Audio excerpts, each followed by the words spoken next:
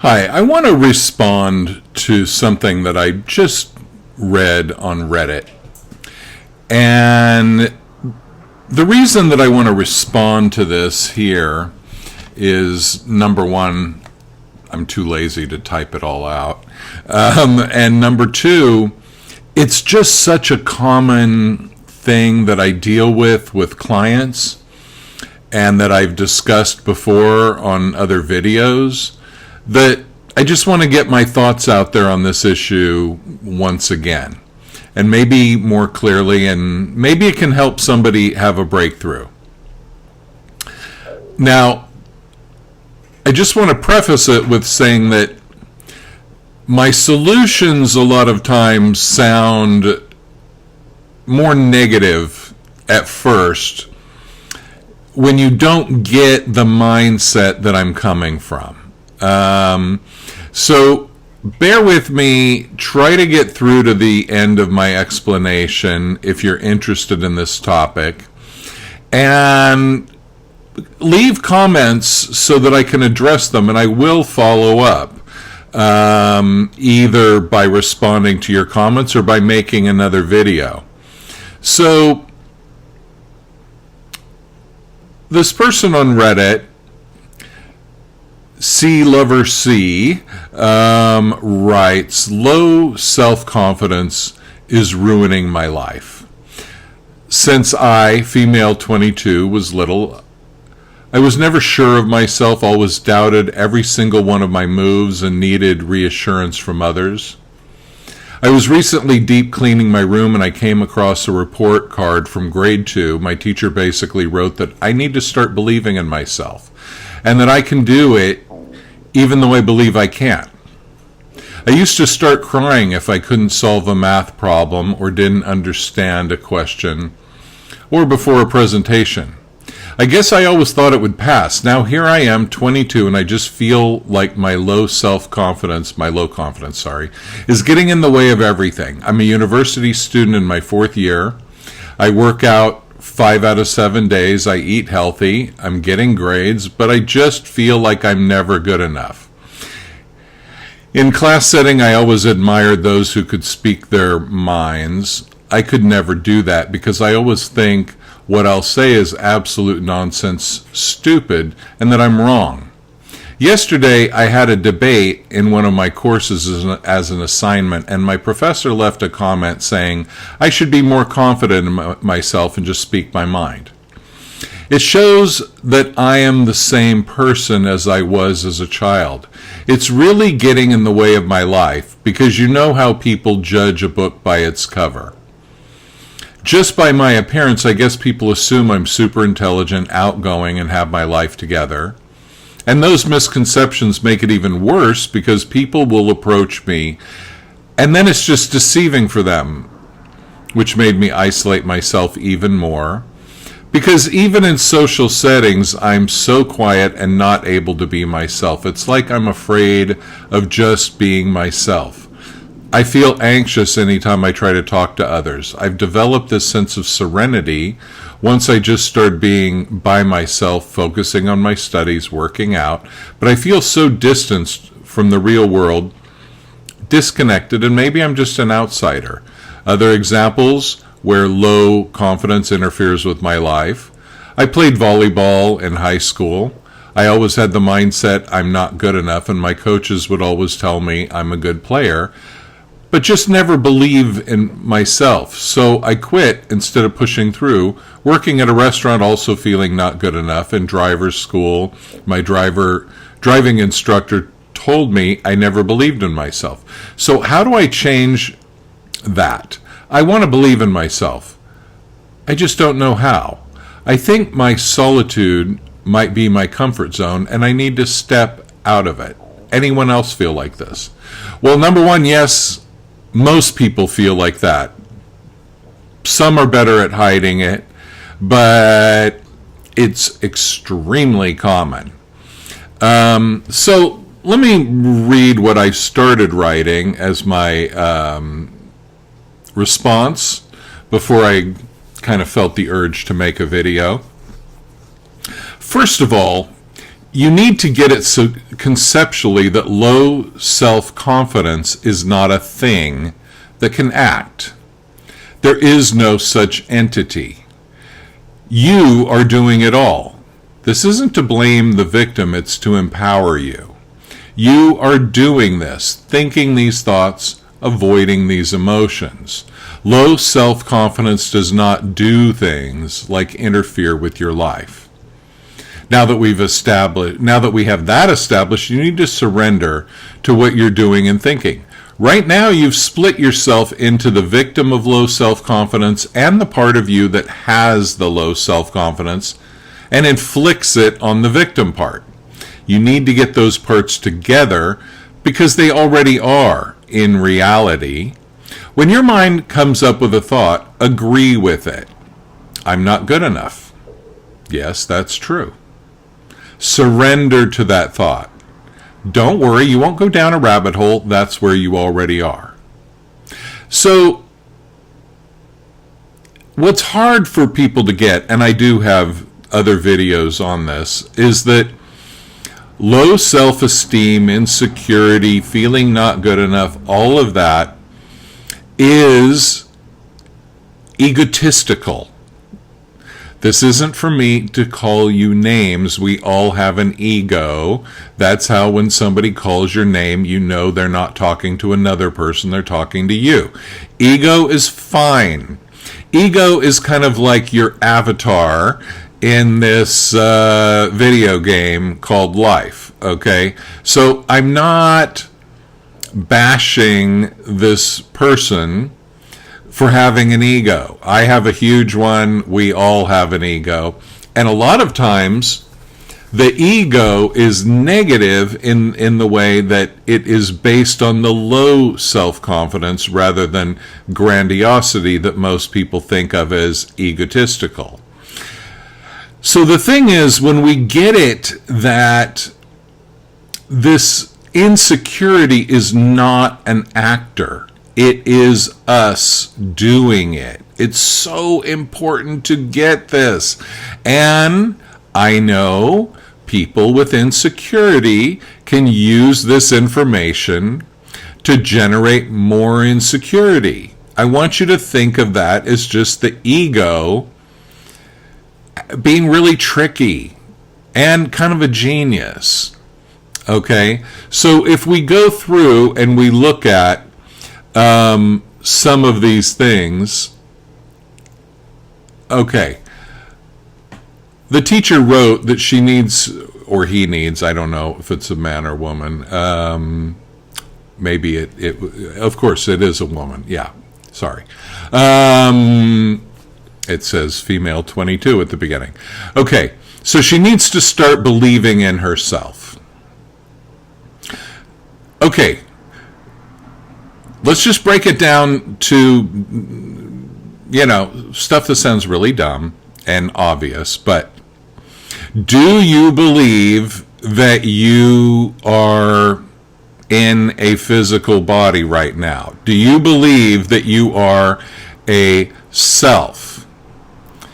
Number one. So believing in yourself doesn't mean believing that you're great. Doesn't mean believing that you're talented or smart or anything. Believing in yourself means you believe that you are a self. I know it sounds dumb, but stay with me, okay? So you don't need to start believing in yourself. You already believe in yourself.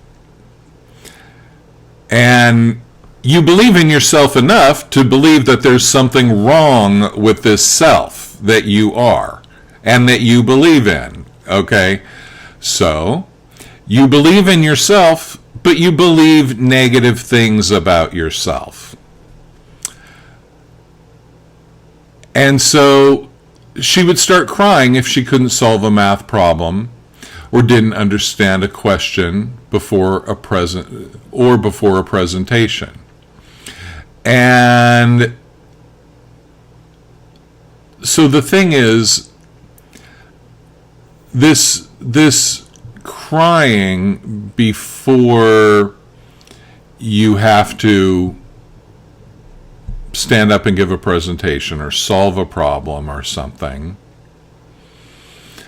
this crying is showing you that having these negative opinions about yourself is abusive, right? If you think a thought and it makes you cry, that is your emotion telling you this is a negative thought, okay? So it doesn't mean believe in it, and it doesn't mean avoid these things so that you don't have that emotional reaction, because that's just stuffing it down lower into your system. Okay? Instead, just realize that you are addicted to a certain negative way of thinking. And forgive yourself, because most of society is. And like I said before, other people might be better at faking it.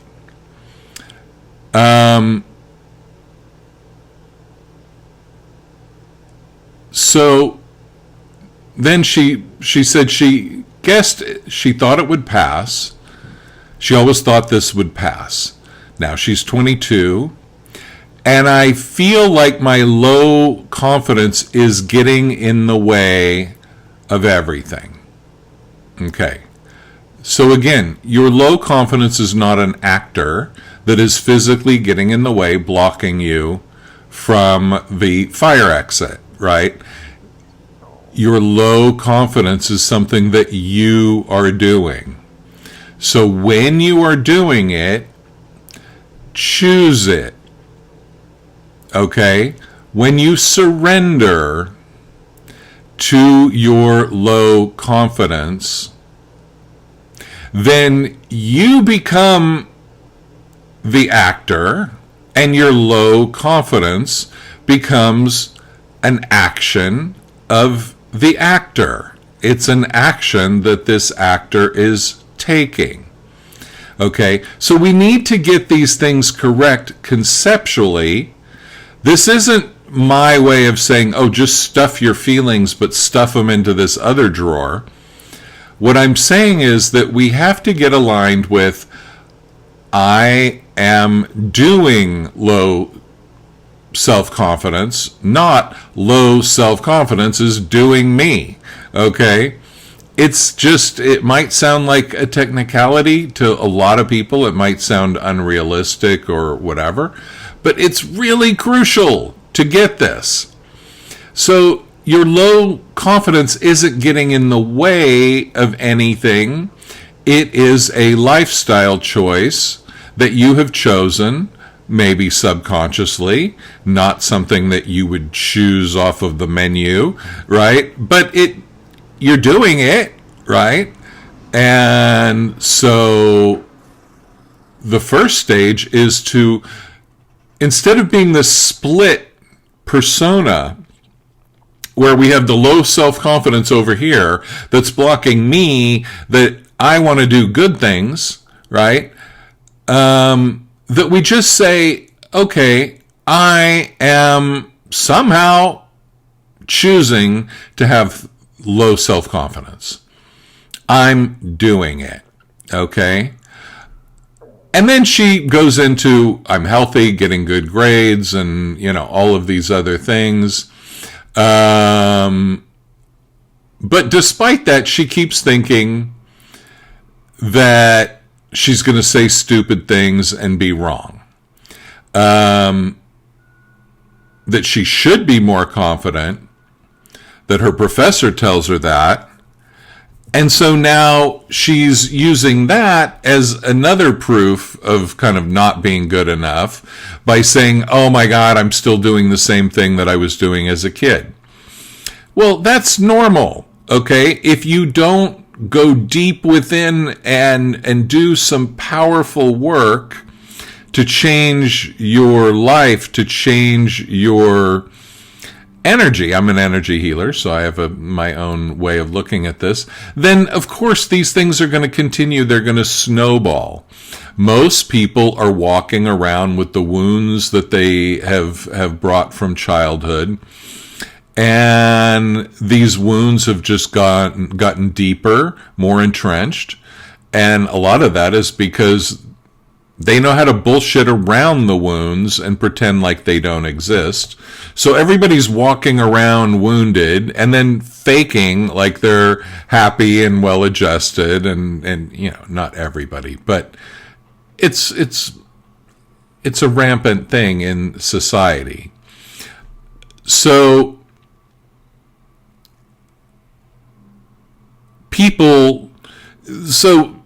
she shows this by saying,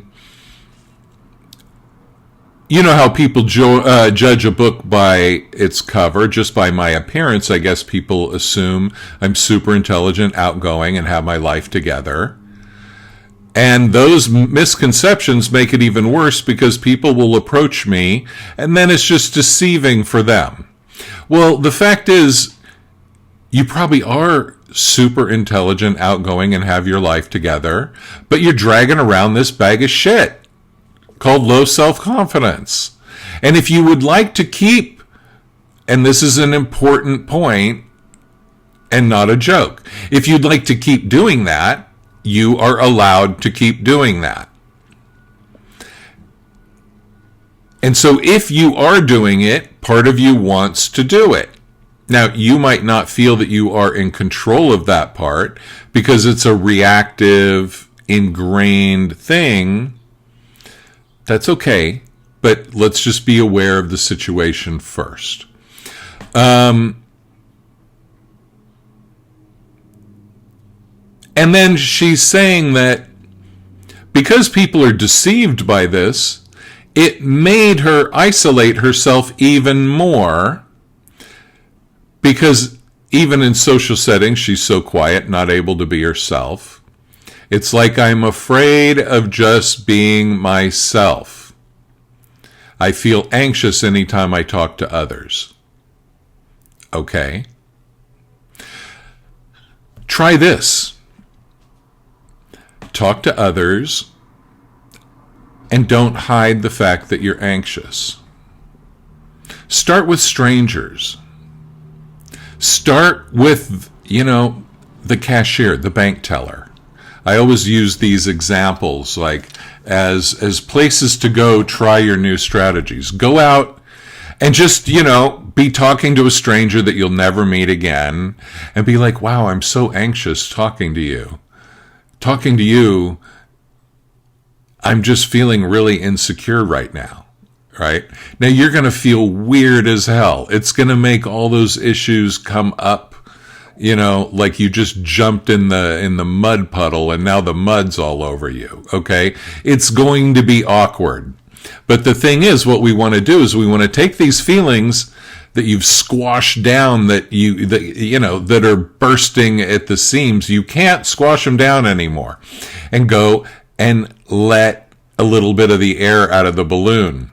And a good way to do that is just to be talking to the cashier at 7-Eleven and just be like, oh my God, I'm so insecure talking to you right now. And they're going to look at you weird, or they're going to laugh and think you're joking, or whatever, or the guy's going to try to get your number, but go to the 7-Eleven you don't usually go to, or whatever store that might be wherever you are. But what I'm saying is, start trying to find situations where you're not faking it anymore. Okay? It didn't make you isolate. You decided to isolate in order to avoid these feelings that you have. And isolating is just another way of controlling your own emotions, and that's fine. You're allowed to do that if you want. You want to do that for the rest of your life? You can. It won't be healthy for you, but you're, it's just like smoking, drinking, whatever. You're allowed to make poor lifestyle choices. So she finds this serenity being alone, focusing on studies, working out, but then feels distanced from the real world, disconnected, feels like an outsider. And then other examples where low confidence interferes with my life. Again, no, it doesn't. You do. Okay. Playing volleyball, quitting, not feeling good enough, driving school. So how do I change? I just don't know how. Solitude might be a comfort zone. I need to step out of it. Okay. The way you change is by feeling. I've done other videos on this about emotional digestion. So here is the key to changing anything like this. Feel the feeling without resisting it. Realize that the feeling is physical. Every emotion is a physical sensation or a network of different physical sensations. Right? Like sometimes it's just like a fluttery chest. You feel a fluttery thing in your chest, but sometimes it's like tight stomach, stiff neck, and fluttery chest, whatever, okay? So instead of saying insecurity, low self-confidence, whatever, feel what it feels like physically, okay? So let's say tight chest. Okay, let's say low self-confidence is tight chest or tight throat, okay? So what you do is you bring up that feeling, you notice what it feels like physically. Now you quit calling it low self-confidence and you call it tight chest, tight throat, whatever. And then what you do is you feel tight chest on purpose. Just sit there and feel a tight chest. Even when you're not feeling low confidence. That's what my clients always will do is like, but I don't feel it right now. I'm like, yeah, well, you remember it. Come on. Just feel tight chest. Just do tight chest, okay? And then triple the feeling. But relax everything else and just let it be there. Okay, now you're in it. You're letting it be there.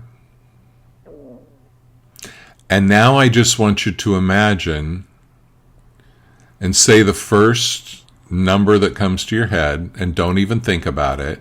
Don't second guess.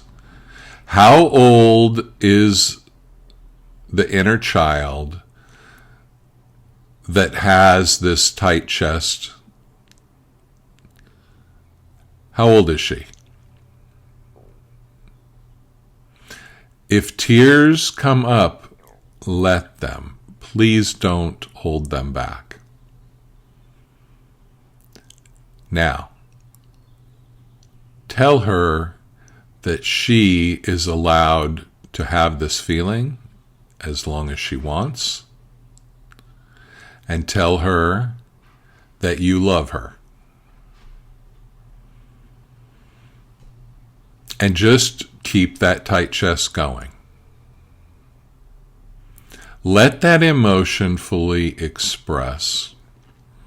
Take as long as you need. And come back to it as long as it keeps coming back to you. So you might have a wave of release, of healing when you do this. And then you might feel that low self-confidence, tight chest feeling coming back. Let it. Don't use that as an opportunity to beat up on yourself more. And then just go through it and be patient. When you ask how old the inner child is, you might find a different age. love that inner child. So why do we have these feelings stuck from when we were a child?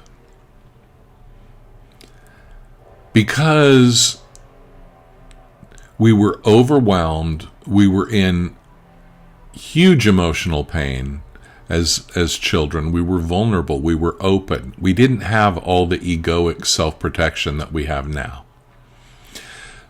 So what happened is we split ourselves in that moment. We created a kind of psychic split between the inner child with the low self-esteem, tight chest, tight throat, whatever, and us, the one who shouldn't have low self-esteem. We split ourselves in two. And in doing so, we rejected the inner child and tried to push it away. But you can't do that. It doesn't work because it is you. So what happened is you marooned a part of your inner self in this other realm that's just you.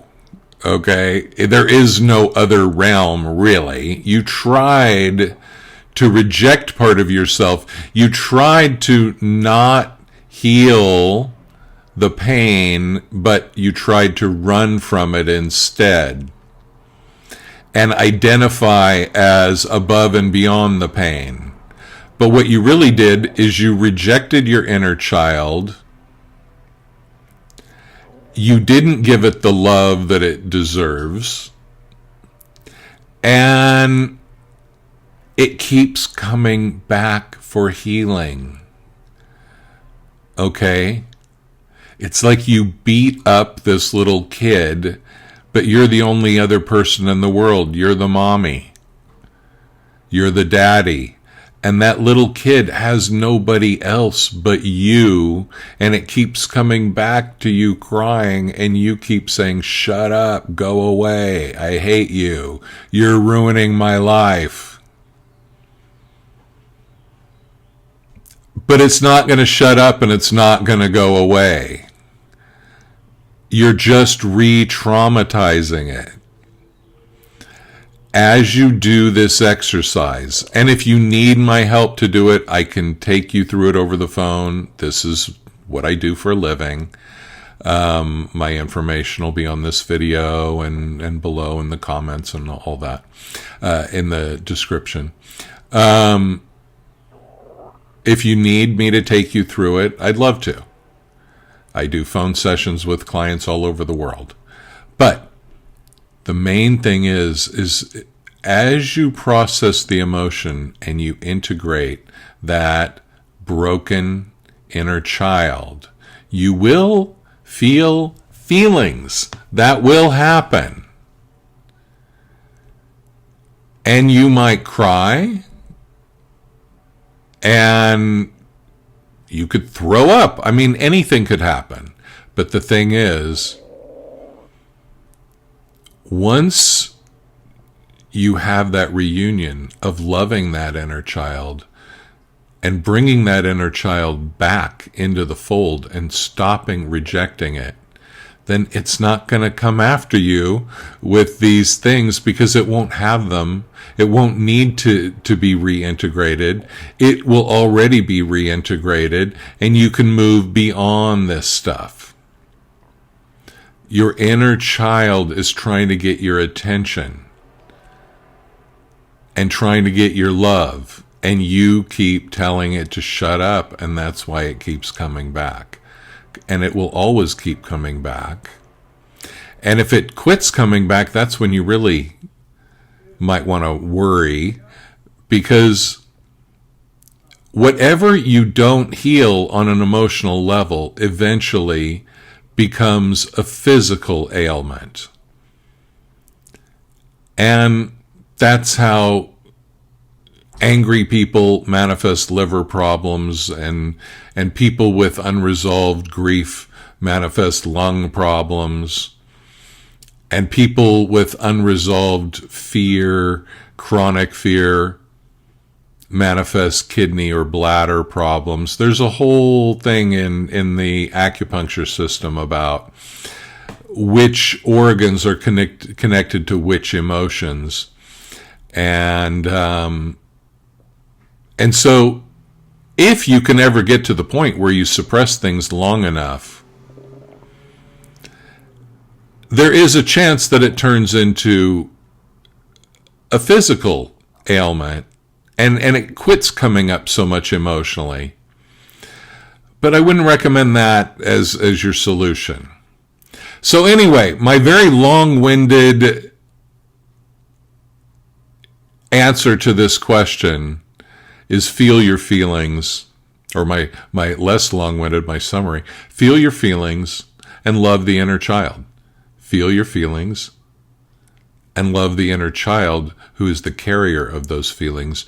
Reunite with that inner child, and you will reach a new level of personal development, of emotional self-expression, a whole new level of just what it feels like to be you. Try it out. See if I'm right, see if I'm wrong. Tell me about it in the comments. I look forward to reading your comments and seeing how this works out. Thanks so much for watching. If you want more information on what I do, my name's Andy Sway, ANDYSWAY, and you can find me at andysway.com. Have a great day. Bye.